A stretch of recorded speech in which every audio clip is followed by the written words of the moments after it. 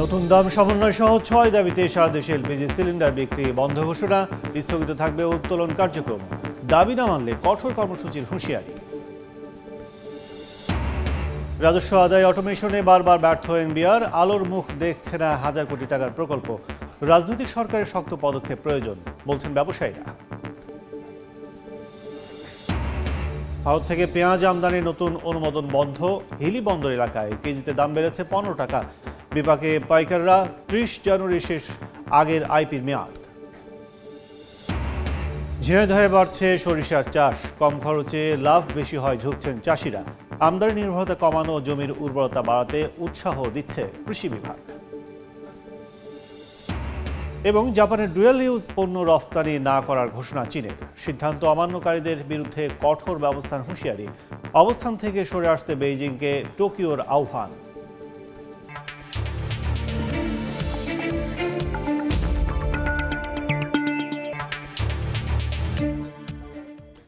দেখছিলেন শিরোনাম। আমন্ত্রণ জানাচ্ছি দেশ ও দেশের বাইরের অর্থ বাণিজ্যে নানা খবর নিয়ে আমাদের নিয়মিত আয়োজন এ সময়ের বাণিজ্যে।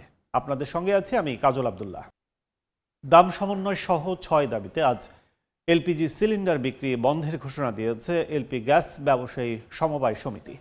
এক বিজ্ঞপ্তিতে নতুন করে এলপিজি সিলিন্ডারের মূল্য সমন্বয়, পরিবেশকদের হয়রানি ও জরিমানা বন্ধ সহ ৬ দাবি তুলে ধরা হয়। নোটিশে বলা হয়, এই সময়ে সব কোম্পানির প্ল্যান্ট থেকে এলপিজি উত্তোলনও বন্ধ থাকবে। দাবি পূরণ না হলে অনির্দিষ্টকালের জন্য সারা দেশে এলপিজি সিলিন্ডার সরবরাহ ও বিক্রি বন্ধ রাখার হুঁশিয়ারি দেন সমিতির নেতারা। 1350 টাকা আপনার গ্যাস যদি 10টা লাগে, 2টা পাইছি, গ্যাস নাই। সরকারের কাছে আমরা আকুল আবেদন জানাই যে সরকার খুব জোরালোভাবে এটা যাতে একটা ব্যবস্থা নেই।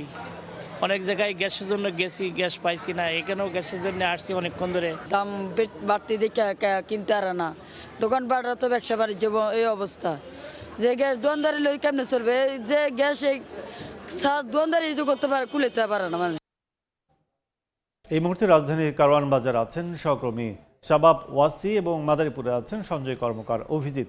সরাসরি শুরুতেই যাচ্ছি শাবাবের কাছে।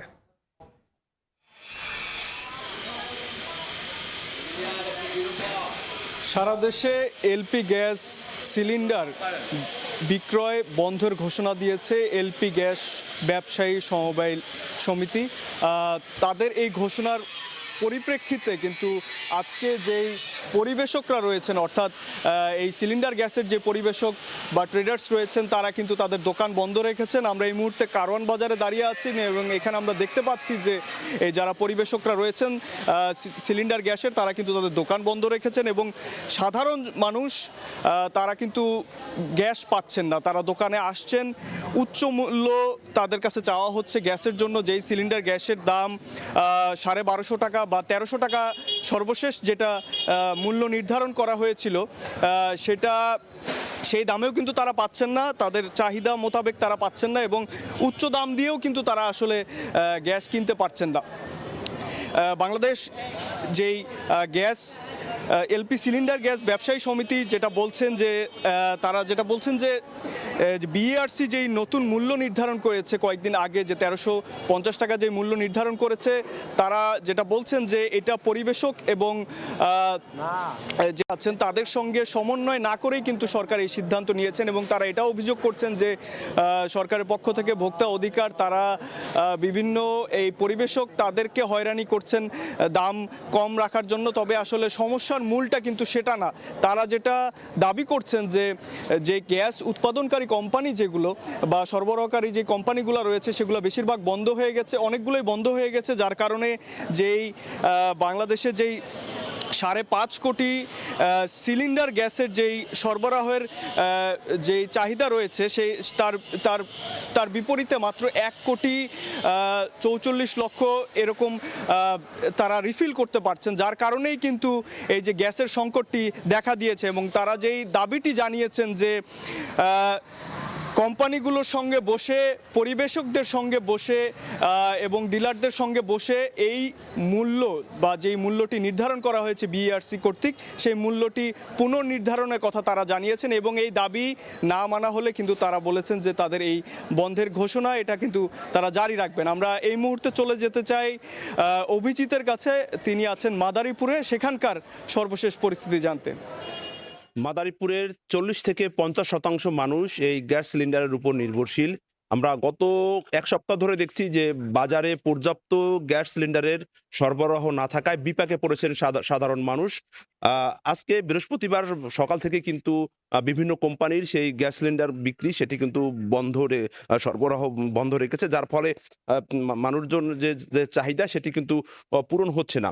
অর্থাৎ বাজারে যমুনা, টোটাল, পেট্রোম্যাক্স, বসুন্ধরা সব বিভিন্ন কোম্পানির যে গ্যাস সেটি কিন্তু সরবরাহ করা হয়, কিন্তু সেই সরবরাহ কিন্তু বন্ধ রয়েছে। অর্থাৎ চাহিদার যে তুলনায় বাজারে সেই গ্যাস সিলিন্ডার নেই এবং কয়েকটি দোকানে শুধু পেট্রোম্যাক্স কোম্পানির কয়েকটি গ্যাস আমরা দেখেছি সেটিও কিন্তু বাড়তি দামে বিক্রি করা হচ্ছে। অর্থাৎ প্রতিদিনের যে চাহিদা রয়েছে বিভিন্ন বাসাবাড়ি থেকে শুরু করে রেস্তোরাঁ, হোটেল গুলোতে যে গ্যাসের যে চাহিদা রয়েছে সেটি কিন্তু তুলনামূলক আসলে তারা পাচ্ছেন না। ক্রেতারা বলছেন যে সরকারকে আরো কঠোর হতে হবে এবং বিভিন্ন জায়গায় যদি অভিযান পরিচালিত হয় এবং যারা এটি বন্ধের ঘোষণা দিয়েছেন তাদের যদি আইনের আওতায় আনা হয় তাহলে কিন্তু দ্রুত এই সমস্যার সমাধান হবে বলে আমাদেরকে ক্রেতা এবং যারা খুচরা বিক্রেতা রয়েছেন তারা আমাদেরকে জানিয়েছেন। আর আমরা জেলা প্রশাসন সূত্রে জানতে পেরেছি তারা কয়েকটি জায়গায় গত দুদিনে অভিযান চালিয়েছেন এবং যারা ডিলার রয়েছেন, খুচরা বিক্রেতা রয়েছেন তাদেরকে সতর্ক করেছেন। মাদারীপুরের আসলে যে চাহিদা রয়েছে গ্যাস সিলিন্ডারে সেটি কিন্তু পর্যাপ্ত সরবরাহ না থাকায় বিপাকে পড়েছেন ক্রেতারা বলছেন যে এই যে গ্যাসের যে চাহিদা এটি কিন্তু পূরণ না হলে কিন্তু আরো বড় ধরনের সমস্যার সম্মুখীন হবে। আর দিনে দিনে কিন্তু এই যে গ্যাস সিলিন্ডার চাহিদা বেড়েই চলছে। মাদারীপুরের শহর থেকে গ্রাম সবখানে কিন্তু এই গ্যাস সিলিন্ডারের চাহিদা বৃদ্ধি পাচ্ছে। অর্থাৎ এটি নিরসনে সরকারকে আরো কঠোর হতে হবে বলে ক্রেতারা এবং খুচরা যে বিক্রেতারা রয়েছেন তারা বলছেন। তো এই ছিল আমার কাছে মাদারীপুরে যে গ্যাস সিলিন্ডার বিক্রি বন্ধ রয়েছে তার সবশেষ। সারা দেশে গ্যাস সিলিন্ডার বন্ধের বিষয়ে সার্বিক অবস্থা জানতে এখন সরাসরি ছিলাম কারওয়ান বাজার ও মাদারীপুরে। রাজস্ব খাতের ব্যবস্থাপনা অটোমেশনে বারবার ব্যর্থ হচ্ছে এনবিআর। হাজার কোটি টাকার প্রকল্প নিলেও বাস্তবে আলোর মুখ দেখছে না। অন্তর্বর্তী সরকারের মেয়াদেই বাস্তবায়ন সহজ ছিল বলে মনে করেন অর্থনীতিবিদরা। ব্যবসায়ীরা বলছেন রাজনৈতিক সরকারের শক্ত অবস্থান ছাড়া সম্ভব নয়। তবে এনবিআর চেয়ারম্যান জানান দীর্ঘ সময় লাগলেও টেকসই অটোমেটেড পদ্ধতিতে নিয়ে আসা হবে সব কার্যক্রম। বিস্তারিত দেখুন আমার করা রিপোর্টে। রাজস্ব বিভাগের অটোমেশন, পরামর্শ, উদ্যোগ আর কার্যকর সিদ্ধান্তের অভাবে পেরিয়েছে প্রায় এক যুগ। পরিবর্তন হয়েছে জাতীয় রাজস্ব বোর্ড এনবিআর এর একাধিক চেয়ারম্যান, তবে পূর্ণাঙ্গ অটোমেশন ব্যবস্থা দৃশ্যমান করতে পারছে না সংস্থাটি। একটা হলো ইয়ার এন্ডিং এর পর ব্যবসায়ীরা মনে করেন রাজস্ব সিস্টেমকে স্বচ্ছ করতে প্রয়োজন রাজনৈতিক সরকারের শক্ত পদক্ষেপ। ভ্যাটের ব্যাপারে গবেষণা করে ভ্যাটকে যদি একদম করা হয়, টোটালি ডিজিটাইজ করা হয়, আমার বিশ্বাস তাতে অনেক ভালো ফল হবে। এবং এর মধ্যে যে কারাপশনগুলো আছে, গ্রে এরিয়াগুলো আছে, সেগুলোকে কিন্তু বন্ধ করতে হবে। যে এটার পলিটিক্যাল পাওয়ার ছাড়া করা কঠিন, আর স্ট্রং পলিটিক্যাল পাওয়ার দরকার। অর্থনীতিবিদরা বলছেন স্বার্থান্বেষী মহলের সব অনৈতিক বাধা উতরাতে পারত অন্তর্বর্তী সরকার। রিফর্মের ক্ষেত্রে একটা বড় ধরনের বিগ পুশ লাগবে, তো সেই বিগ পুশটা এখন পর্যন্ত ভিজিবল আমরা কোনো কিছু দেখছি না। হয়তো এনবিআর কাজ করছে তার ব্যাকগ্রাউন্ডে। এই সরকারের আমলে, অন্তর্বর্তীকালীন সরকার যেহেতু এখন কোনো রাজনৈতিক প্রভাব নাই, এই ক্ষেত্রে অনেকগুলো রিফর্ম করে বাস্তবায়নের দিকে যাওয়ার একটা সুযোগ ছিল, কিন্তু সেটা আসলে আমরা এখন পর্যন্ত ভিজিবল কোনো কিছু দেখছি না। বর্তমানে অনলাইনে রিটার্ন ও ভ্যাট চালান দিতে পারছেন করদাতারা। স্বয়ংক্রিয় হয়েছে বন্ড ব্যবস্থাপনা, তবে প্রতিষ্ঠান ও ব্যক্তির সঙ্গে লেনদেন সহ সব কম্পোনেন্ট পেপারলেস করতে চায় এনবিআর। সে লক্ষ্যে হাজার কোটি টাকার প্রকল্প নিলেও প্রক্রিয়া শুরু করেনি সংস্থাটি। নতুন একটা প্রজেক্ট আমরা হাতে নিয়েছি যেটা অ্যাপ্রুভ করেছে আমাদের প্ল্যানিং কমিশন থেকে, কিন্তু এখন পর্যন্ত প্রসেসটা শুরু হয়নি, লম্বা সময় লাগবে হয়তো, কিন্তু আমরা কম্প্রিহেন্সিভ একটা অটোমেশন চাই। গভর্নমেন্টের অন্য সকল অটোমেটেড সিস্টেমের সাথে আমরা লিঙ্কড হতে চাই, ইন্টারঅপারেবল হতে চাই, যাতে করে আমাদের এটা সুফল সেটা আমরা সরাসরি পেতে পারি। দেশের জিডিপির অনুপাতে রাজস্ব আয় বাড়াতে নানা পরামর্শের পাশাপাশি অনিয়ম বন্ধে অটোমেশনে ঋণ দিচ্ছে বিশ্বব্যাংক। তবে এনবিআর সূত্র বলছে,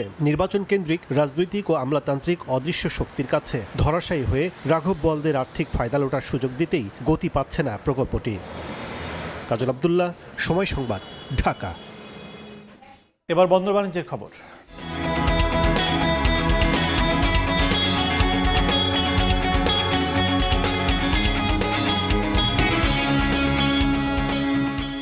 ভারত থেকে পেঁয়াজ আমদানিতে নতুন করে আমদানি অনুমতি দেয়া বন্ধ করেছে সরকার। এতে হিলি স্থলবন্দর এলাকায় বাড়ছে পণ্যটির দাম। এ বিষয়ে বিস্তারিত জানাতে হিলি থেকে যুক্ত হচ্ছেন রিপোর্টার শফিকুল ইসলাম শফিক।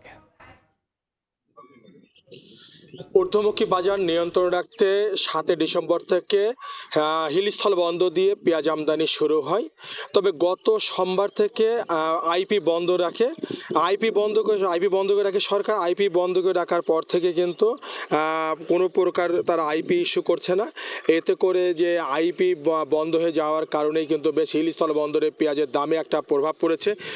যেখানে গত সোমবারের পর থেকে, সোমবারের আগে পেঁয়াজের দাম 50 টাকার নিচে বিক্রি হলো, বর্তমানে প্রতি কেজি পেঁয়াজ কিন্তু বিক্রি হচ্ছে এখানে প্রায় 10 থেকে 15 টাকা বৃদ্ধি পায়, সেটা কিন্তু 60 টাকার উপরে বিক্রি হচ্ছে। তো এতে করে আমরা দেখেছি বন্দরে যারা পেঁয়াজ কিনতে আসছেন তাদের মধ্যে বেশ একটা আমরা অস্বস্তি দেখেছি। তারা বলছে যে হঠাৎ করে পেঁয়াজের দামটা বৃদ্ধি, এতে করে তারা বেশ একটা বিপাকে পড়ছেন। তবে আমি আমদানিকারক ব্যবসায়ীদের সাথে কথা বলেছিলাম যে পেঁয়াজের যে দামটা বৃদ্ধির ব্যাপারে তারা বলছেন যে সরকার যে ঊর্ধ্বমুখী বাজার নিয়ন্ত্রণ রাখতে আইপির অনুমতি দিলে আমরা 7 তারিখ থেকে তারা পেঁয়াজ আমদানি শুরু করে, পেঁয়াজের আমদানি স্বাভাবিক রয়েছে। তবে আইপি নিয়ে প্রথম থেকে একটা জটিলতা তাদের মধ্যে ছিল। যারা আমদানিকারক সারা বাংলাদেশে প্রতিদিন সরকার আমদানিকারকরা আবেদন করলে তাদেরকে 30 মেট্রিক টন করে আইপি দেওয়া হচ্ছে। এতে করে যারা পেঁয়াজ আমদানি করেন তারা সেই আইপিগুলো তারা পাচ্ছেন না। হাত বদলের মাধ্যমে তাদেরকে আইপিগুলো অন্য কারো কাছ থেকে অর্থের বিনিময়ে তাদেরকে আইপি কিনতে হচ্ছে। একটা 30 টনের আইপি তাদেরকে কিনতে হচ্ছে 2 থেকে 3 লক্ষ টাকা দিয়ে কিনতে হচ্ছে। এতে করে পেঁয়াজের দামটা বৃদ্ধি পাচ্ছে। তো তারা বলছেন যে সরকার যে আইপি যদি আমদানিকারকদেরকে যদি দেয়, তারা আমদানি করে, তাহলে হয়তো পেঁয়াজের দাম সহনীয় পর্যায়ে থাকতো। তাছাড়া যে গত সোমবার থেকে আজকে 4 দিন হচ্ছে, এ পর্যন্ত আজকে কোনো প্রকার খামার বাড়ি থেকে আইপি তাদেরকে ইস্যু করা হয়নি। এই পর্যন্ত আইপি তারা পায়নি। তবে যেসব পেঁয়াজ আমদানি হচ্ছে এই পূর্বে ইস্যুকৃত বা যারা আইপি পেয়েছিল তাদের আইপিগুলো পেঁয়াজ হিল স্থলবন্দর দিয়ে আমদানি স্বাভাবিক হচ্ছে। তবে চলতি মাসের 30 তারিখ পর্যন্ত এইসব পেঁয়াজ আমদানি করতে পারবেন আমদানিকারকরা। হিল স্থলবন্দর থেকে আইপি নিয়ে এতটুকু ছিল আমার কাছে সর্বশেষ। সরাসরি ছিলাম হিলি স্থলবন্দরে। এবার পুঁজিবাজারের খবর। দেশের প্রধান স্টক এক্সচেঞ্জের লেনদেন পরিস্থিতি জানাতে যাচ্ছি ডিএসসির ওয়েবসাইটে। দর্শক, আমরা যে একটু বলি যে আজকের যে সপ্তাহের যে কার্যক্রম শুরু হয়েছে, সেই কার্যক্রম শুরুর পর থেকে আমরা ঊর্ধ্বমুখী প্রবণতায় লেনদেন দেখছি। সেক্ষেত্রে সপ্তাহের শেষ কার্যদিবস, এর আগে যদি একটু বলি যে গতকাল যে কার্যদিবস ছিল সেটি কিন্তু 7 জানুয়ারি ঊর্ধ্বমুখী প্রবণতায় সবগুলো সূচকের মধ্য দিয়ে কিন্তু লেনদেন শেষ করে প্রধান পুঁজিবাজার।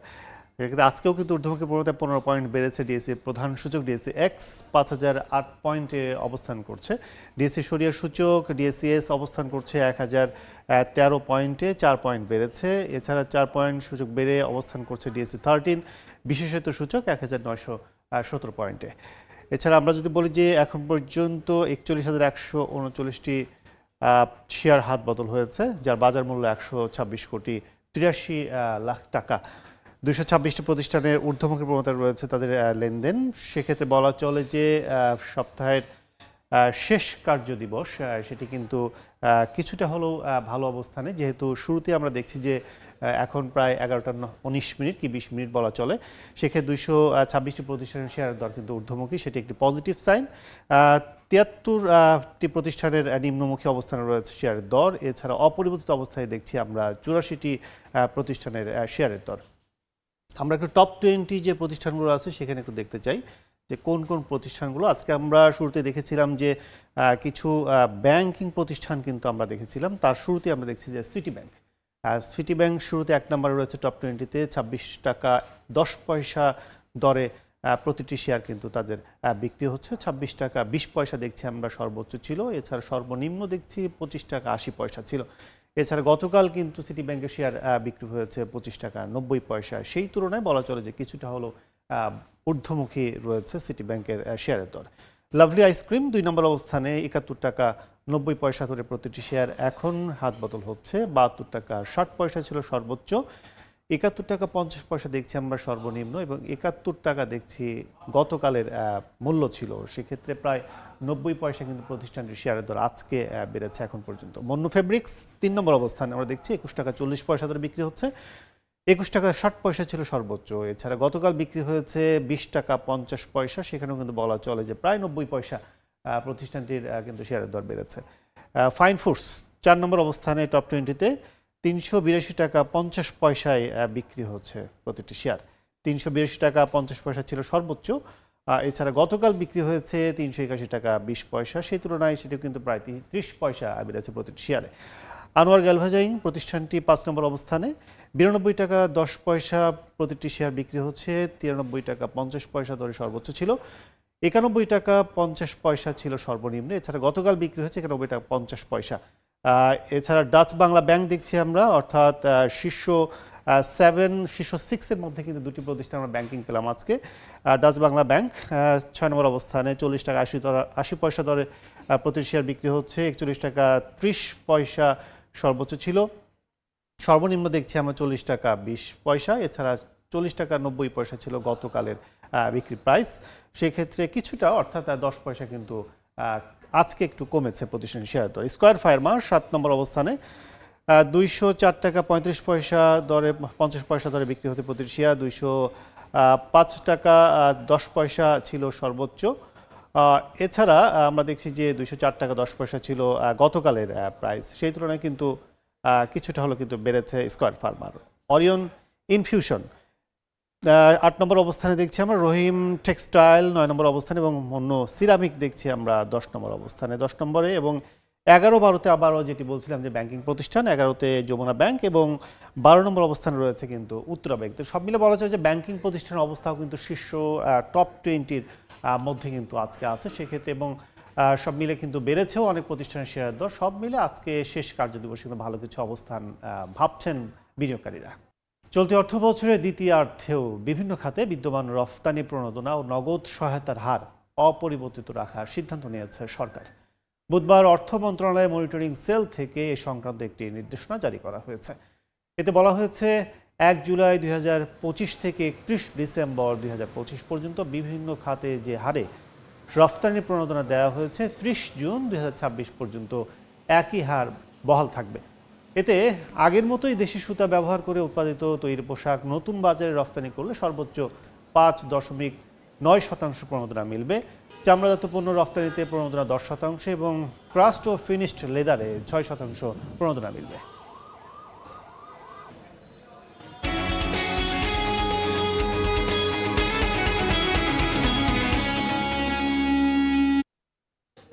এবার বাণিজ্য মেলায় দর্শনার্থীদের নজর কেড়েছে তুর্কি স্টল, যেখানে রয়েছে আভিজাত্য ফুটিয়ে তোলা লাইট, কার্পেট আর নান্দনিক সব তৈজসপত্র। পণ্যের মান নিয়ে সন্তুষ্ট ক্রেতারা। একদিকে চোখ ধাঁধানো রঙের সব লাইট, অন্যদিকে নান্দনিক ডিজাইনের ঘর সাজানোর সরঞ্জাম আর বৈচিত্র্যময় কারুকার্যের কার্পেট, সব মিলিয়ে 30তম ঢাকা আন্তর্জাতিক বাণিজ্য মেলার আকর্ষণের কেন্দ্রবিন্দুতে তুর্কি পণ্যের দোকান। দোকানের বৈচিত্র্যময় উপস্থাপনা টানছে মেলায় ঘুরতে আসা দর্শনার্থীদের। সাজিয়ে রাখা হয়েছে তুরস্কের ঐতিহ্যবাহী অটোম্যান আমলের মোজাইক ল্যাম্প, হাতে বোনা কার্পেট, সিরামিক কিংবা টিনের তৈজসপত্রের দিকেই বেশি ঝোঁক ক্রেতাদের। একটু ডিফারেন্ট, এটা ভালো লাগলো, এখান থেকে কেনাকাটা করলাম। টার্কিশ বাজার ইজ ভেরি গুড, অনেক সুন্দর জিনিস, শোপিসগুলি ডিফারেন্ট, তো সব জিনিসই ডিফারেন্ট, আমাদের দেশের কোনো কিছুর সাথেই নাই। আকার ও কারুকাজ ভেদে ল্যাম্পগুলো বিক্রি হচ্ছে 1,500 টাকা থেকে শুরু করে 50,000 টাকায়। রঙিন তৈজসপত্রগুলো মিলছে 150 টাকা থেকে। গতবার চাইতে এবার অনেকাংশ মানে পরিবেশও ভালো, দেন জিনিসপত্র ভালো আছে, বাট দামটা অনেক ভিড় আছে এবং অনেক অথেন্টিক জিনিস, হ্যান্ডমেড জিনিস। তবে শীতের কারণে মেলায় ভিড় কম হওয়ায় কাঙ্ক্ষিত বেচাকেনা হচ্ছে না বলে জানিয়েছেন দোকানিরা। প্রচণ্ড ঠান্ডা, এর জন্য কাস্টমার একটু কম।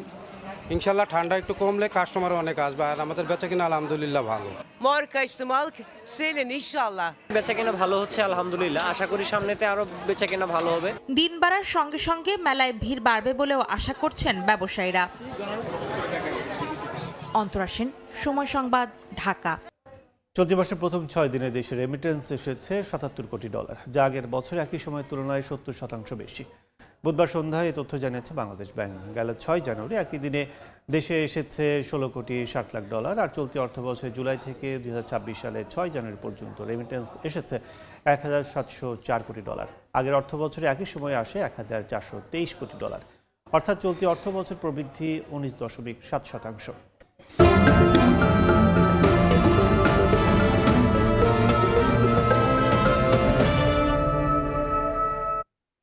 ঝিনাইদহে মাঠে মাঠে এখন সরিষা ফুলের হলুদ গালিচা।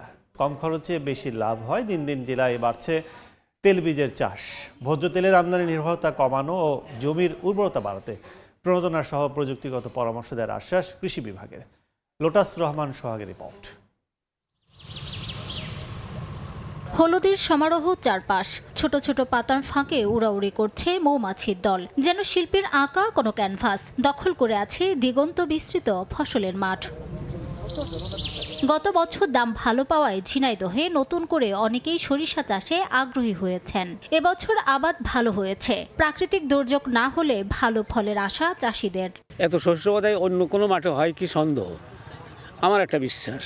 এইবারকের ফলন আলহামদুলিল্লাহ অনেকটাই ভালো হবে আমরা আশা করছি, কারণ এইবার আবহাওয়াটা অনেকটা ভালো আছে। ফুলের যে পরাগায়নটা ঘটাচ্ছে মৌমাছিতে, এতে ফলন আরও বৃদ্ধি পাচ্ছে, এতে আমাদের আরও উপকৃত আমরা। প্রতি বিঘায় 10,000 টাকা লাভে থাকে। ভোজ্য তেলের আমদানি নির্ভরতা কমাতে ও জমির উর্বরতা বাড়াতে সব ধরনের সহযোগিতার কথা জানায় উপজেলা কৃষি বিভাগ। আর আবাদ বাড়াতে প্রণোদনা সহ প্রযুক্তিগত পরামর্শ দেওয়ার আশ্বাস দিয়েছে জেলা কৃষি সম্প্রসারণ অধিদপ্তর। সরিষার আবাদ বাড়ানোর আমাদের যে লক্ষ্য, সেটা হচ্ছে ভোজ্য তেলের আমদানি কমানো, আমাদের দেশীয় তেলের ব্যবহার বাড়ানো এবং সাথে সাথে শস্য নিবিড়তা বৃদ্ধি করা, সাথে সাথে জমির উর্বরতা বৃদ্ধি করা। দিন দিন সরিষার আবাদ আরও বৃদ্ধি পাবে এবং কৃষকরা লাভবান হবে এবং জমির উর্বরতা জমির উর্বরতাও রক্ষা হবে। কৃষি সম্প্রসারণ অধিদপ্তরের তথ্য মতে এবছর 6 উপজেলায় 13,229 হেক্টর জমিতে সরিষা আবাদ হয়েছে। আর উৎপাদন লক্ষ্যমাত্রা ধরা হয়েছে 19,235 মেট্রিক টন সরিষা। সময় সংবাদ, ঝিনাইদহ।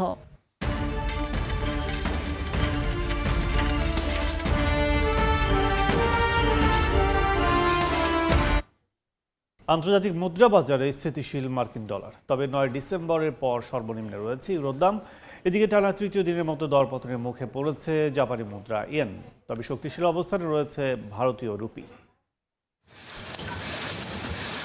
বিদায়ী বছরে 9% বেশি মান কমার পর 2026-এর শুরুর দিকে কিছুটা স্থিতিশীল মার্কিন ডলার। বৃহস্পতিবার ডলার সূচক রয়েছে 98.7-এ। আন্তর্জাতিক মুদ্রাবাজারে গত 9 ডিসেম্বরের পর সর্বনিম্ন ইউরোর দর। বৃহস্পতিবার সকালে প্রতি ইউরো বেচাকেনা হয়েছে $1.16। এদিকে বৃহস্পতিবার টানা তৃতীয় দিনের মতো দরপতনের মুখে পড়েছে জাপানের মুদ্রা ইয়েন। শক্তিশালী মার্কিন ডলার ও ক্রমবর্ধমান ভূ রাজনৈতিক ঝুঁকির চাপে $1 কিনতে বর্তমানে ব্যয় হচ্ছে 157 ইয়েন। মধ্যপ্রাচ্যে কুয়েতি দিনার ও সংযুক্ত আরব আমিরাতের দিরহাম ডলারের বিপরীতে সামান্য শক্তিশালী থাকলেও বড় কোনো পরিবর্তন হয়নি। 3.6 দিরহামে বিনিময় হচ্ছে $1 আর দিনারের দাম পড়ছে $0.3।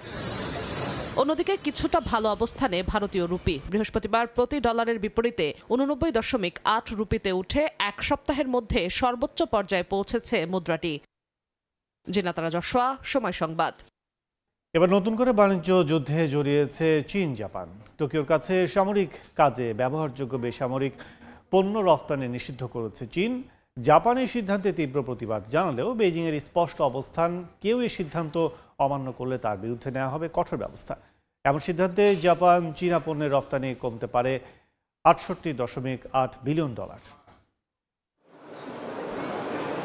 চলমান ওয়াশিংটন বেজিং বাণিজ্য যুদ্ধের মধ্যেই নতুন করে জাপানের সঙ্গে বাণিজ্য যুদ্ধ শুরু করেছে চীন।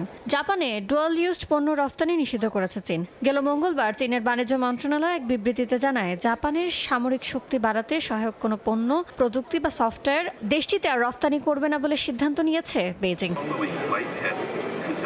ডুয়াল ইউজড পণ্য বলতে এমন সব পণ্য প্রযুক্তিকে বোঝায় যেগুলো বেসামরিক ও সামরিক উভয় ক্ষেত্রে ব্যবহার করা যায়। এর মধ্যে রয়েছে কিছু গুরুত্বপূর্ণ রেয়ার আর্থ উপাদান যা ড্রোন ও আধুনিক সেমিকন্ডাক্টর চিপ তৈরিতে অপরিহার্য।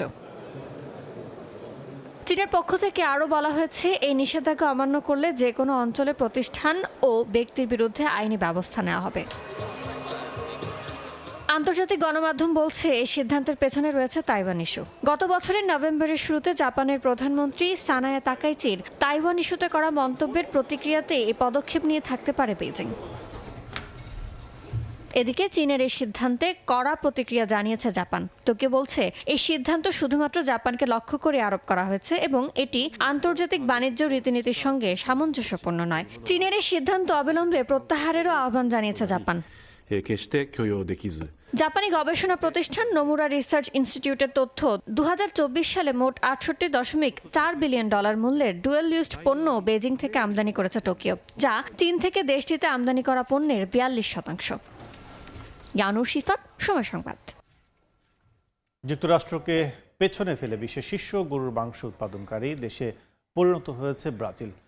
দক্ষিণ আমেরিকার দেশটি পূর্বাভাসের চেয়ে কয়েক লাখ টন বেশি গরুর মাংস উৎপাদন করেছে, যা বিশ্বব্যাপী সরবরাহের সংকট নিরসনে এবং মাংসের দামের লাগাম টেনে ধরতে বড় ভূমিকা রেখেছে। যুক্তরাষ্ট্রকে পেছনে ফেলে বিশ্বের শীর্ষ মাংস উৎপাদনকারী দেশের তকমা এবার ব্রাজিলের দখলে।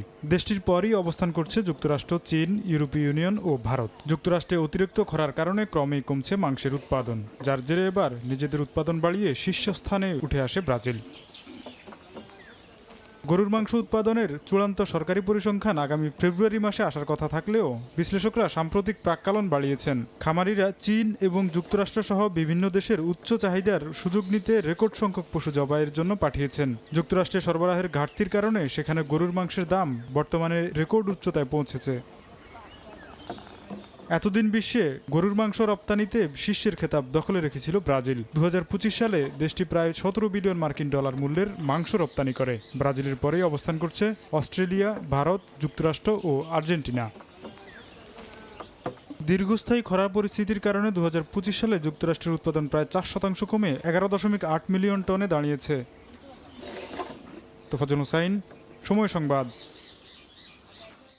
এরপর যে শীর্ষ সংবাদগুলো জানিয়ে দিচ্ছে আরেকবার। নতুন দাম সমন্বয় সহ 6 দাবিতে সারা দেশে এলপিজি সিলিন্ডার বিক্রি বন্ধ ঘোষণা, স্থগিত থাকবে উত্তোলন কার্যক্রম, দাবি না মানলে কঠোর কর্মসূচির হুঁশিয়ারি। রাজস্ব আদায় অটোমেশনে বারবার ব্যর্থ এনবিআর, আলোর মুখ দেখছে না হাজার কোটি টাকার প্রকল্প।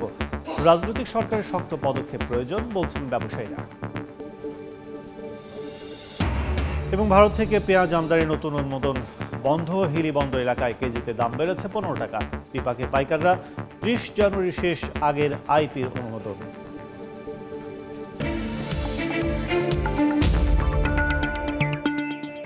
এই ছিল এই সময় বাণিজ্যে। দুপুর 12টার সময় সংবাদের সঙ্গে থাকবেন অর্জিতা শেখি। ধন্যবাদ কাজল। দুপুর 12টার সময় সংবাদ নিয়ে আসছে কিছুক্ষণ পর, সঙ্গে থাকুন সময়।